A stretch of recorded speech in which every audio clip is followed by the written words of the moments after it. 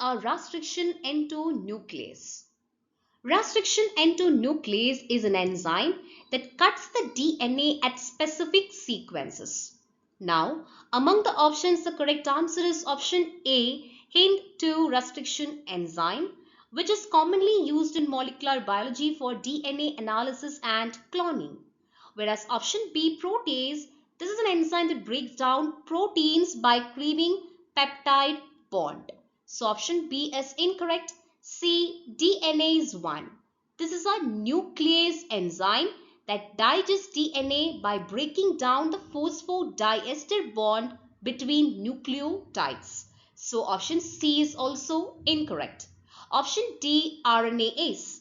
This is an enzyme that breaks down RNA molecule by hydrolyzing the phosphodiester bonds between nucleotides. So option D is also incorrect. Hint 2 is an example for the restriction endonuclease enzyme.